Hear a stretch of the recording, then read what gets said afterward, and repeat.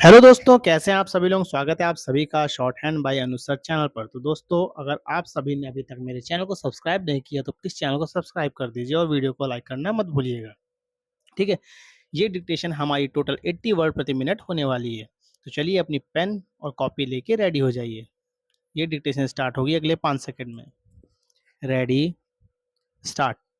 अध्यक्ष महोदय, मानव संसाधन विकास मंत्रालय की मांगों के संबंध में बोलने के लिए मैं खड़ा हूँ।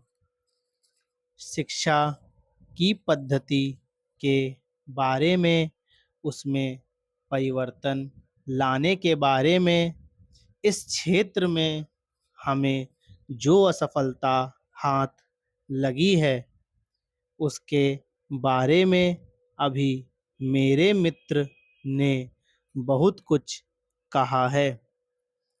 दुर्भाग्य की बात यह है कि देश में सभी लोग यह मानते हैं कि शिक्षा में प्रगति नहीं हुई है। शिक्षा पद्धति में आमूलचूल परिवर्तन नहीं हुए हैं, लेकिन फिर भी इस दिशा में कुछ किया नहीं जाता है।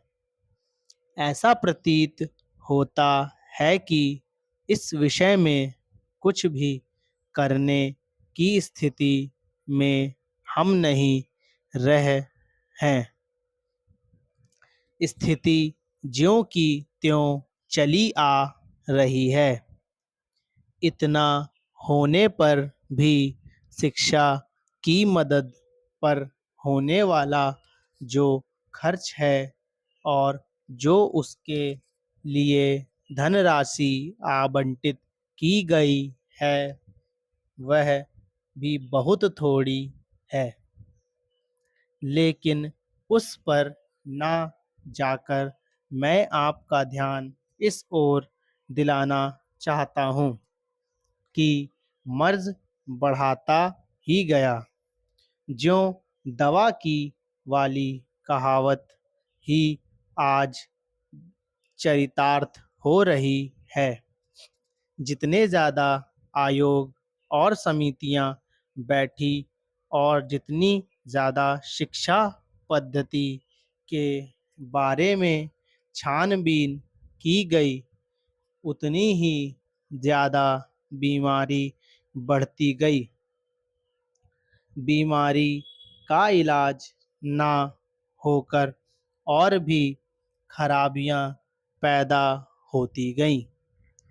अभी मेरे मित्र ने भारतीय माननीय मंत्री का ध्यान एक रिपोर्ट की तरफ दिलाया था।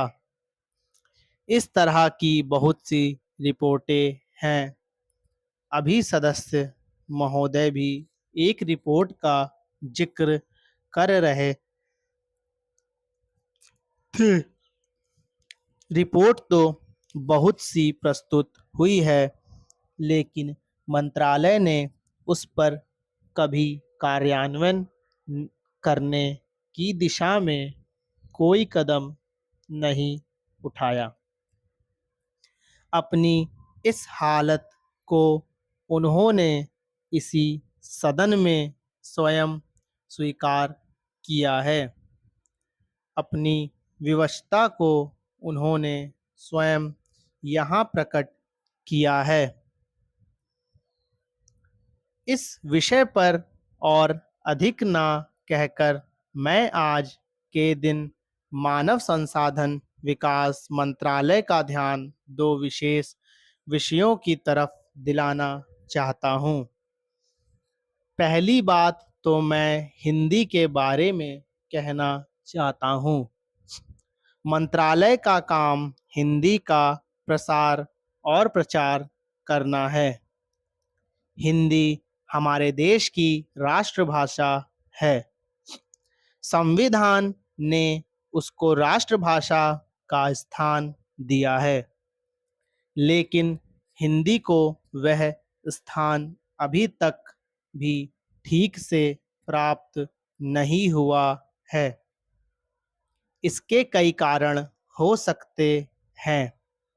एक कारण हिंदी प्रेमियों का अधिक उत्साह हो सकता है। दूसरा, दलगत राजनीति से प्रभावित होकर राजनेताओं का भाषा के बारे में अपनाया गया दृष्टिकोण हो सकता है। धन्यवाद।